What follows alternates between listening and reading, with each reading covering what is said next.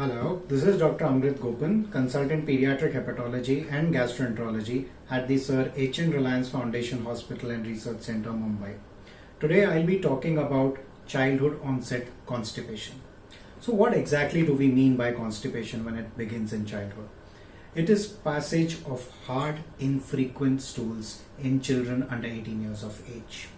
So when I say hard and infrequent, I mean passing less than 3 bowel motions in a week, and which is difficult to pass or if it is painful. So what are the symptoms of constipation? When it begins early, constipation can be a distressing feature in children.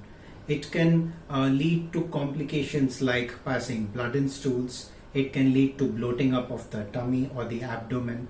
It can lead to occasionally soiling of the undergarments of the child, which can be embarrassing at times for children. What are the red flags or what are the pointers when we need to see a medical professional? So, if childhood constipation is also accompanied with failure to gain weight or height, if you see blood over the surface of the stools, if you see that the child is not growing as well as his peers, if the child is developing recurrent episodes of fever, these are the signs when you need to see a doctor. This as a functional symptom can be distressing for parents. So it is extremely essential that we recognize these symptoms early. There are certain tests which are occasionally mandated for children with constipation. It's a clinical diagnosis. When you see a doctor, he is most able to diagnose it on the basis of a clinical physical examination and noting the symptoms. If the onset of constipation is less than 2 years of age, it is a red flag. Why does this happen?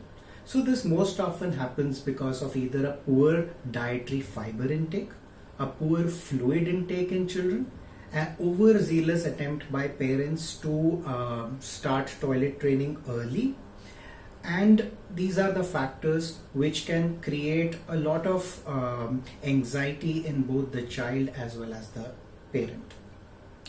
When constipation is to be treated, it has to be treated in these very factors, addressing these very factors. So we need to increase the fluid intake in the child, we need to increase the fiber intake in the child. We need to ensure that the toilet training begins at age appropriate when it should begin, not early, not too late.